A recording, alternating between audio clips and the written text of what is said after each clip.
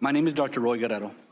I'm a board-certified pediatrician and was president at Uvalde Memorial Hospital the day of the massacre on May 24th, 2022 at Robb Elementary School. I was called here today as a witness, but I showed up because I am a doctor. Because how many years ago I swore an oath to do no harm. After witnessing firsthand the carnage in my hometown of Uvalde, to stay silent would have betrayed that oath. Inaction is harm. Passivity is harm. Delay is harm. So here I am, not to plead, not to beg or convince you of anything, but to do my job, and hope that by doing so, it inspires the members of this House to do theirs. I've lived in Uvalde my whole life. In fact, I attended Robb Elementary School myself as a kid. As often is the case with us grown-ups, we remember a lot of the good and not so much of the bad. So I don't recall homework or detention. I remember how much I loved going to school. What a joyful time it was.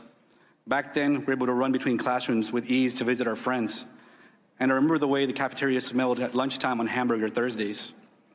It was right around lunchtime on a Tuesday that the gunman entered the school through a main door without restriction, massacred 19 students and 2 teachers, and changed the way that every student at Robb and their families remember that school forever.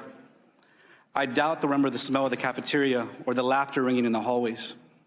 Instead, they'll be haunted by the memory of screams and bloodshed, panic and chaos, police shouting, parents wailing. I know I will never forget what I saw that day.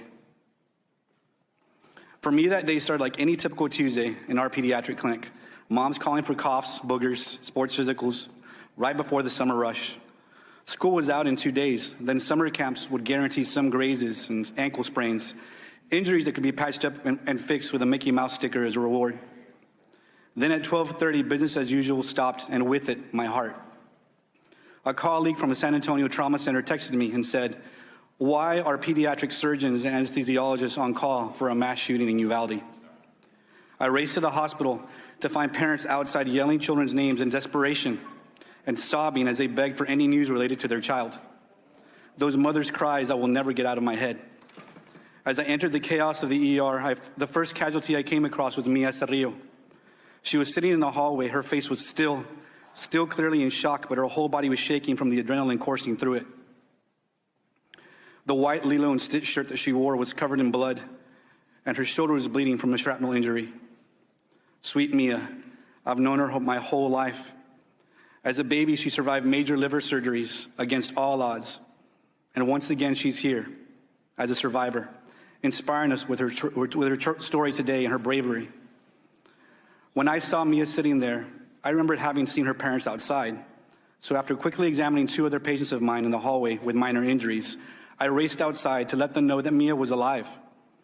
I wasn't ready for their next urgent and desperate question. Where's Elena? Elena is Mia's 8-year-old sister, who was also at Robb at the time of the shooting. I had heard from some of the nurses that there were 2 dead children who had been moved to the surgical area of the hospital. As I made my way there, I prayed that I wouldn't find her. I didn't find Elena. But what I did find was something no prayer will ever relieve. 2 children whose bodies had been pulverized by bullets fired at them, decapitated, whose flesh had been ripped apart, that the only clue as their identities was a blood-splattered cartoon clothes still clinging to them, clinging for life and finding none. I could only hope these 2 bodies were a tragic exception to the list of survivors. But as I waited there with my fellow Uvalde doctors, nurses, first responders, and hospital staff for other casualties we hope to save, they never arrived. All that remained was the bodies of 17 more children and the 2 teachers who cared for them, who dedicated their careers to nurturing and respecting the awesome potential of every single one, just as we doctors do. I'll tell you why I became a pediatrician, because I knew that children were the best patients. They accept the situation as it's explained to them. You don't have to coax them into changing their lifestyles in order to get better or plead them to modify their behavior as you do with adults. No matter how hard you try to help an adult, their path to healing is always determined by how willing they are to take action. Adults are stubborn.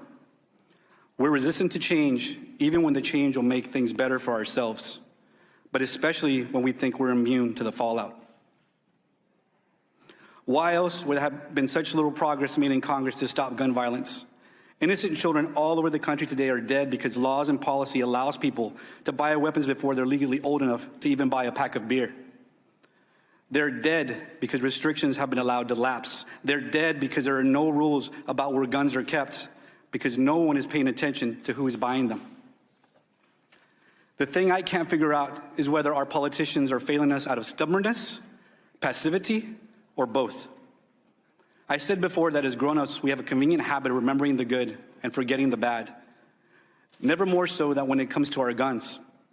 Once the blood is rinsed away from the bodies of our loved ones and scrubbed off the floors of the schools and supermarkets and churches, the carnage from each scene is erased from our collective conscience, and we return again to nostalgia, to the rose-tinted view of our Second Amendment as a perfect instrument of American life, no matter how many lives are lost.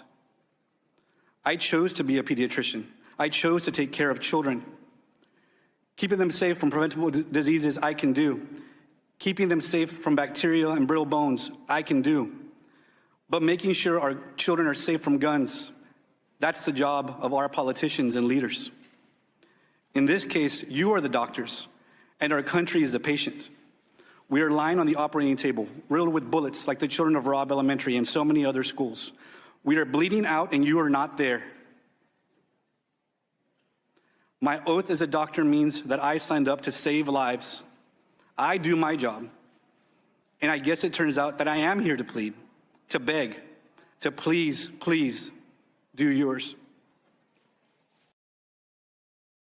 Thanks for watching our YouTube channel. Follow today's top stories and breaking news by downloading the NBC News app.